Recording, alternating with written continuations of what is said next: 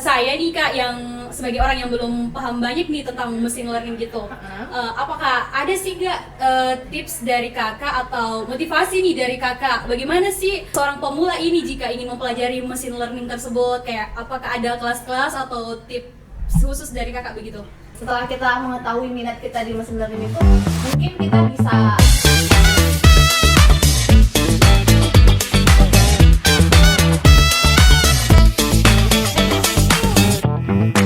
Halo Sobat Citizen, bertemu lagi dengan kami di SI Podcast bersama saya Aisyah dan ada Kak. Halo, saya Putri. Nah, kali ini kita akan membahas tentang topik yang sangat menarik nih guys. Nah, kali ini topik kita yaitu machine learning. Nah, tentunya di sini saya bukan cuman berdua nih, ada bintang tamu yang sangat spesial juga. Ada Kak Rania Auranti Akil. Halo Kak. Halo semuanya.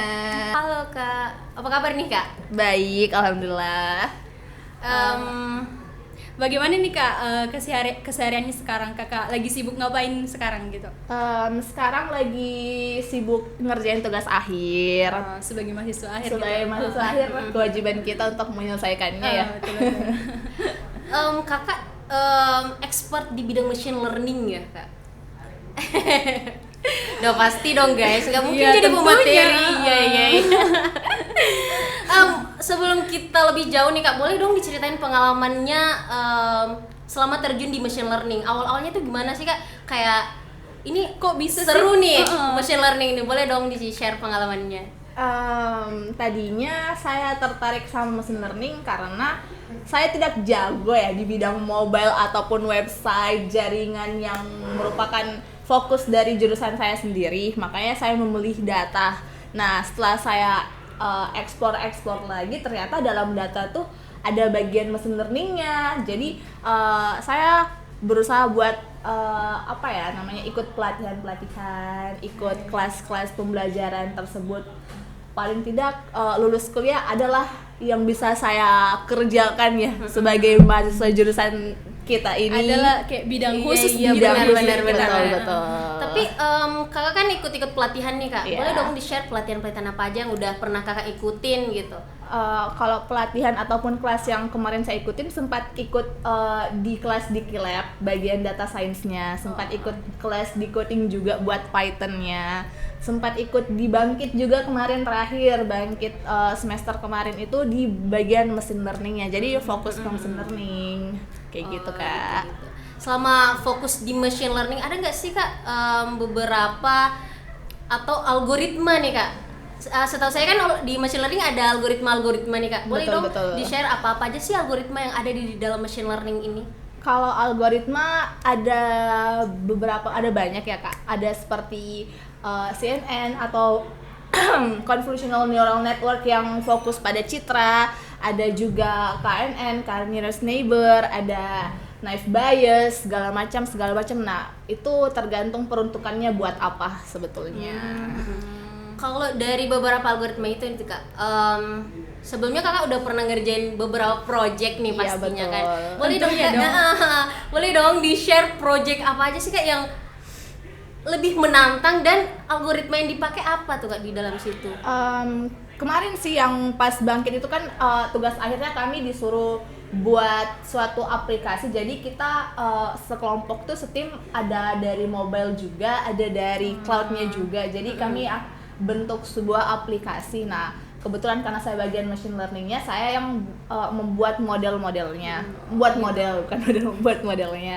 Nah, yang paling sulit itu karena kalau misalnya di model kan kita cuman fokus ke codingannya. Nah, betul. sebenarnya tuh sebelum masuk ke codingan kita perlu mengetahui dasar dari codingan tersebut itu bagaimana, perhitungannya itu bagaimana. Nah, yang sulitnya tuh karena mereka di data itu kan kita belajar statistik juga, belajar kalkulus juga. Nah, mungkin tantangannya di situ untuk mempelajari kembali dasar-dasar dari statistika dan kalkulus iya, itu. Karena Kayak gitu Kak. tentunya ini juga pembelajaran kita yang tentunya pembelajaran ini juga sudah kita pelajari dulu, cuman kayak lupa begitu. Ya, sudah lupa terus jadi harus mesti dieksplor ulang Iya, gitu. dieksplor Oh ulang. iya benar-benar. Tapi Kak untuk beberapa matematika ataupun Iya. statistik ini di machine learning kan ada beberapa bahasa nih Kak. Misal Betul. bahasa Python, terus Iya. R. Di antara bahasa-bahasa ini apa sih Kak yang paling disukai gitu selama explore di dunia machine learning? Boleh dong Kak di-share. Disukai sama sering dipakai itu sama ya. Iya, boleh. Biasanya itu pakai Python. Kalau R mungkin lebih ke arah visualisasi statistiknya. Kalau Python mungkin lebih ke arah modelnya saja. Ke arah modelnya. Sebenarnya bisa juga visualisasi. Cuman mungkin lebih bagusnya kita menggunakan R, menurut saya ya, lebih bagusnya kita menggunakan R untuk visualisasinya. Jadi kakak ini lebih tertarik menggunakan bahasa Python gitu. Iya. Python gitu. Tapi kalau di R itu kan Kak penggunaannya lumayan sulit ya Kak. Iya. Nah kebetulan saya juga pernah explore R tapi sulit. Nah apa sih Kak, gimana sih taktik-taktik kita bisa visualisasi belajar yang benar-benar belajar pakai R itu Kak? Boleh dong Kak di-share? Kalau saya kemarin mengikuti kelas yang memang khusus belajar R-nya itu sendiri, ikut jadi kelas gitu. kita dijelaskan dari awal tuh cara menggunakan bahasa R itu kayak bagaimana. Memang agak rumit, cuman kalau misalnya kita ada niat untuk mengeksplor suatu hal, kayaknya bakal Tereksplor begitu. bakal enteng-enteng saja. Apakah menurut saya. semua juga visualisasi di R itu bisa nggak Kak? Atau visualisasi di R itu cuman bisa visualisasi kayak plot atau line? Apa-apa aja sih Kak yang bisa dieksplor di R ini? Sebenarnya sama saja visualisasi antara R dan Python ini, cuman mungkin kita taunya R itu sebagai bahasa pemrograman statistik, jadi dia cuman berfokus ke statistiknya saja Kak. Jadi mungkin kalau plot-plotnya visualisasinya lebih ke visualisasi statistik yang seperti kakak bilang tadi. Iya benar-benar. Nah, kita beralih ke machine learning lagi nih. Saya Sudah terlalu kejauhan nih. terlalu jauh. Lagi coba nih bahas R nih. Tapi saya penasaran loh. Jadi kita ke machine learning lagi nih Kak. Kalau di machine learning, saya juga pernah sempat nih Kak explore juga machine learning. Kan ada model tuh Kak. Nah gimana sih Kak bikin modelnya ini kayak gimana? Nah, untuk bikin modelnya sendiri itu tentunya kita perlu data. Mau bikin sesuatu itu mesti by data dulu. Nah, kalau model itu tergantung pada algoritma yang ingin kita gunakan. Misalnya kita ada masalah apa?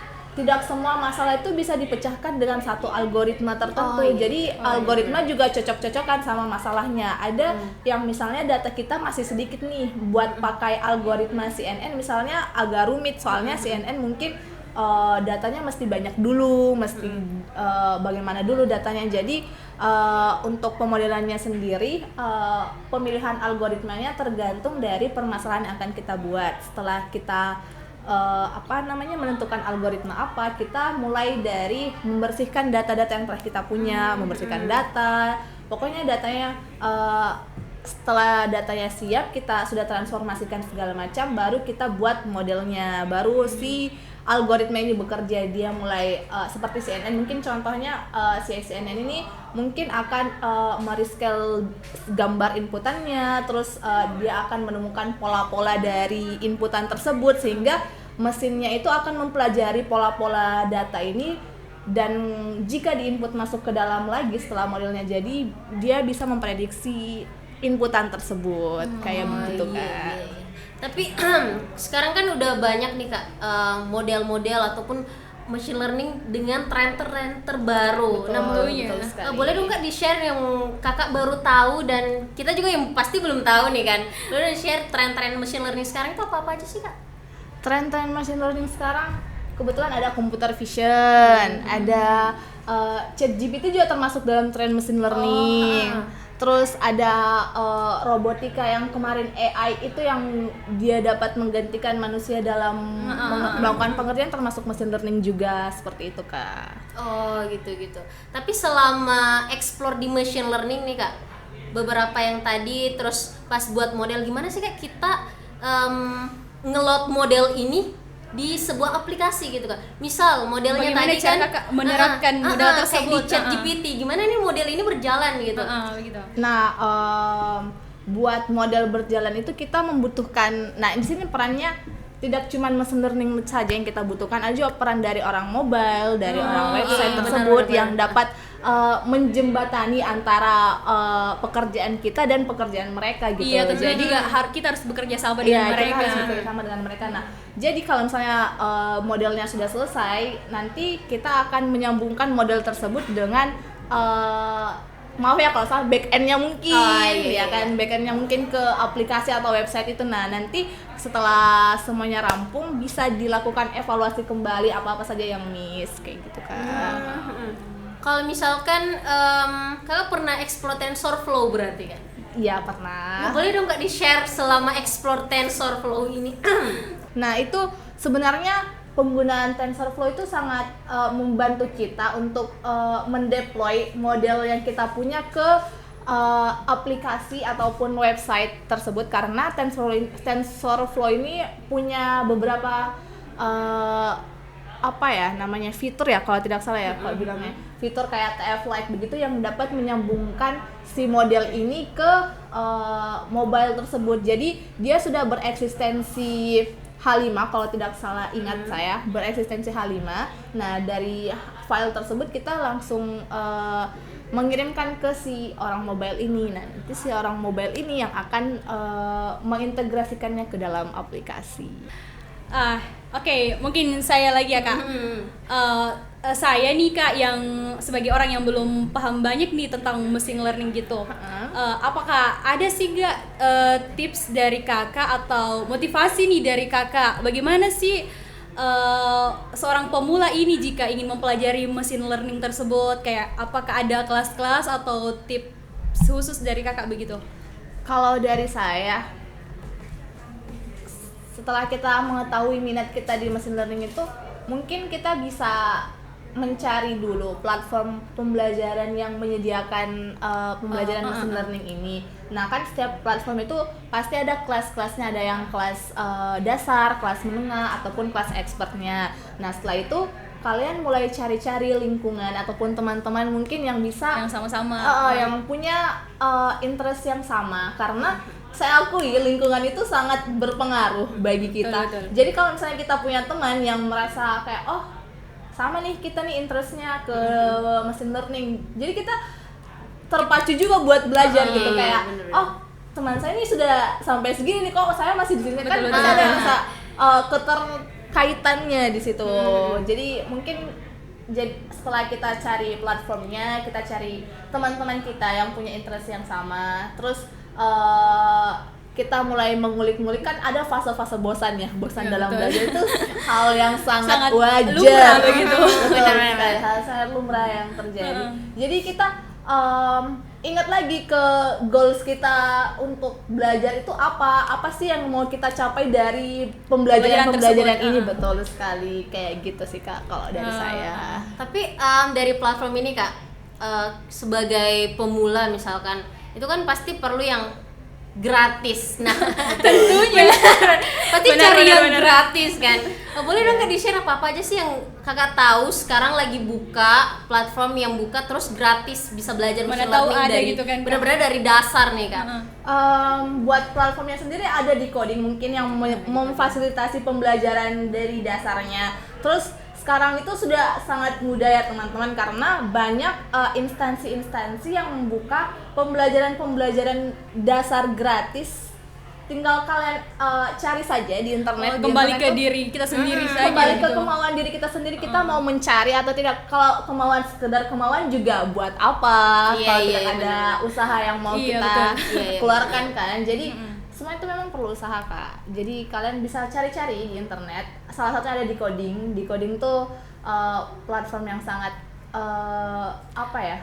banyak fungsinya lah buat kita mahasiswa Dan yang juga di coding ini juga banyak diminati iya, oleh betul, mahasiswa banyak gitu. diminati, terus banyak program kerjasamanya juga yang sertifikatnya tuh bisa kalian gunakan lagi kembali. Jadi silahkan kalian explore. Benar-benar. Nah terakhir nih kak, boleh dong saran selain tips-tips yang sebelumnya untuk yang pemula. Nah ini saran yang udah bergelut di dalamnya nih kak. Gimana sih supaya kita itu nggak bosan gitu. Sebelumnya kan pemula ini kak, saran buat pemula. Kalau kita yang udah bergelut di dalamnya terus kayak, duh ini tambah susah nih, tambah lama, trennya Bagaimana? tambah tambah jauh tambah sulit nih ekspornya nih, kan pasti kita sebagai yang udah explore udah tengah-tengah pasti ada rasa bosan. Apakah ada gimana nih caranya ngatasin ini? hal-hal yang dilakukan Kak Rania ini selama belajar machine learning ini yang tidak membuat Kakak bosan gitu? Iya. Gitu. Sejujurnya kemarin saya sempat ada di titik itu pas bangkit kemarin saya sempat ada di titik itu, apalagi kan kemarin nyambi KKN kan. Jadi kayak fokusnya itu tidak cuman belajar saya tapi mengerjakan program kerja yang ada pada KKN tersebut. Nah, cara mengatasinya itu tadi kita perlu lingkungan ataupun orang-orang yang memang punya interest yang sama, yang punya kemauan belajar yang sama, tidak menganggap enteng pandangan kita terhadap pembelajaran tersebut, kayak begitu. Jadi kalian kalau misalnya juga mau ikut pembelajaran, kalian harus lihat dulu apakah pembelajaran ini cocok untuk diri kita sendiri atau tidak. Nah, kalau misalnya dirasa tidak cocok, kalian bisa mengganti metode pembelajaran tersebut. Kebetulan kemarin di Bangkit merupakan metode pembelajaran yang memang menurut saya sangat bagus ya, soalnya tidak hanya pembelajarannya yang terstruktur, tapi lingkungan pertemanan mereka juga itu dalam kelas sangat bagus, sehingga memicu kita untuk kayak saya harus selesai target minggu ini nih, tugas kemarin nih harus saya kerjakan nih, soalnya yang lain kan sudah ya. Iya, Terus gitu. mereka tuh nggak kayak yang menjatuhkan atau merasa kita saling saingan. mendukung Saling berarti. Justru mereka saling mendukung mendukung begitu. gitu. Jadi kayak gitu. Bukan Sama-sama saling memotivasi. sama-sama saling memotivasi. Jadi kalau kalian rasa lingkungan real kalian agak kurang dalam mensupport kalian, cari lingkungan virtual yang dapat mensupport kalian. Kayak gitu. Tapi ada satu nih pertanyaan nih Kak, terakhir banget nih, ini benar-benar terakhir. Jadi pertanyaan tuh, misal nih Kak, tadi udah dari pemula, tips untuk buat pemula, terus udah yang tengah-tengah. Nah, kalau misal ini udah dia mau switch karir nih Kak, Switch ke karir. machine learning, ini pasti otomatis benar-benar sulit dong. Tapi dia udah ada modal sebenarnya, misal dia dari web mau switch ke machine learning, berarti udah ada modal Iya, sebelumnya. betul. Nah, saran dari Kakak atau yang bikin apa ya, biar nanti pas switch nggak nyesel gitu, itu menurut Kakak saran yang bagus apa tuh Kak? Mungkin kalian pikir-pikir ulang sebelum kalian switch karir kalian. Mungkin menambah 1-2 pengetahuan tidak masalah, apalagi kalau misalnya kalian mampu. Cuman itu lagi Harus kembali ke diri kalian mengorek masing-masing. bagaimana machine learning itu Iya, dulu. iya, benar. Ya. Jangan sampai Kembali ke diri kalian masing-masing, apakah kalian mampu untuk mempelajari hal baru, sementara hal yang kalian akan tinggalkan itu mungkin Sudah berpengaruh begitu di sudah hidup. berpengaruh, Iya, sudah benar ada di juga, tingkatan benar juga. atas nih mungkin, terus kalian tiba-tiba mau turun lagi ke dasar itu, apakah tidak terlalu berpengaruh untuk diri kalian sendiri. Jadi semuanya itu kembali ke diri kalian. Kalau misalnya kalian memang memutuskan untuk switch dari satu pembelajaran ke pembelajaran lain, kalian harus merefleksikan ke diri kalian, apakah saya mampu, saya sanggup. Karena kalau misalnya kalian sudah switch terus tiba-tiba di tengah jalan ada 1-2 hal yang membuat kalian ragu kembali, itu Bosan mungkin atau akan gimana? sangat disayangkan. Iya, betul. Kayak begitu, Kak. Oke. Silakan Kak, dilanjut. Oke guys, mungkin cukup sekian terkait bincang-bincang kita mengenai machine learning ini ya Kak. Kepada Kakak Rania yang cantik dan baik hati ini Dan kami keren sih Keren pastinya. Makasih banget nih Kak Kami udah ucapkan makasih banyak. berkenan hadir di SI Podcast kita kali ini. untuk share pengalaman, berbagi Benar. ilmu. Jarang-jarang loh ada yang mau share pengalaman machine learning, apalagi sekeren Kak Rania tentunya. Dan juga tentunya mohon maaf Kak apabila ada kesalahan kata atau kekurangan dalam SI Podcast kali ini Kak. Terima kasih semuanya.